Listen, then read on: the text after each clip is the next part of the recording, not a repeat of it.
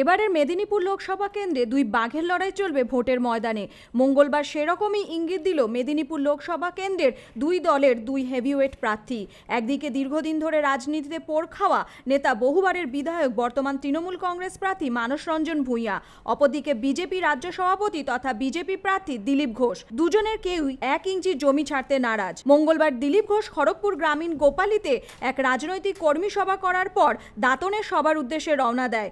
এদিন তিনি পুনরায় তৃণমূল কংগ্রেসের ডেথ সার্টিফিকেট নিয়ে মন্তব্য করেন, পাশাপাশি ভোটের রেজাল্টের পরে দেখে নেওয়ার হুমকিও দেন।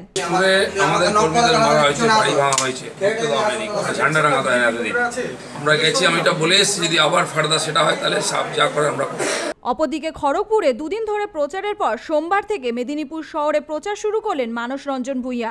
মঙ্গলবার জোড়া মসজিদে চাদর চড়িয়ে সারেন প্রচার পর্ব। এদিন তিনি নাম না করে বিজেপি প্রার্থী দিলীপ ঘোষকে কটাক্ষ করলেন মেদিনীপুর লোকসভা তৃণমূল প্রার্থী মানস ভূঁইয়া।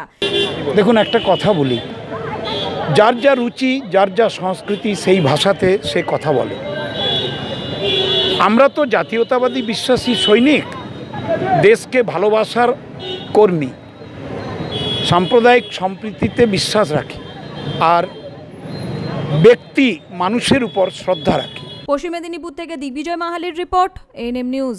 সেই যে চেনা মায়ের স্নেহ, যত্ন চেনা চেনা, ভালোবাসার চেনা শব্দে বিশ্বাস চেনা চেনা, খাঁটি সেই চেনা স্বাদ, খুশি চেনা চেনা, প্রতি স্বাদে পুষ্টির ছোঁয়া, নাম দিয়ে যায় চেনা, নতুন রূপে ভাগীরথী, আজও গুণ দিয়ে যায় চেনা।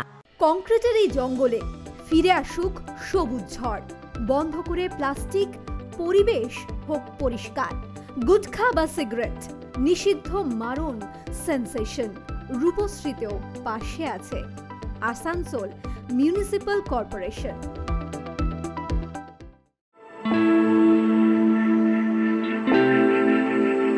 হ্যালো, আমি ইলেকট্রনিক ভোটিং মেশিন। সবাই আমাকে ইভিএম বলেই জানে, আর আমি ভিভিপ্যাট। ভোট দেওয়ার পর যে চিরকুটটি আপনি দেখে থাকেন, সেটি আমি তৈরি করি আর তার সংরক্ষণও করে থাকি।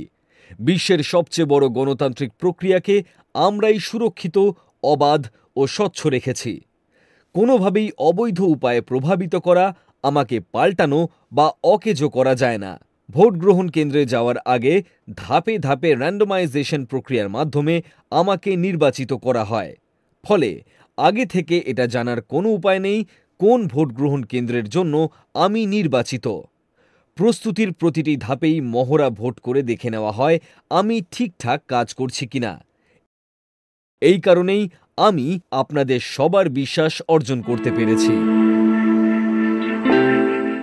আরও খবরের আপডেট পেতে সাবস্ক্রাইব করুন আমাদের ইউটিউব চ্যানেলটি আর বেল আইকনে ক্লিক করুন নোটিফিকেশনস পেতে।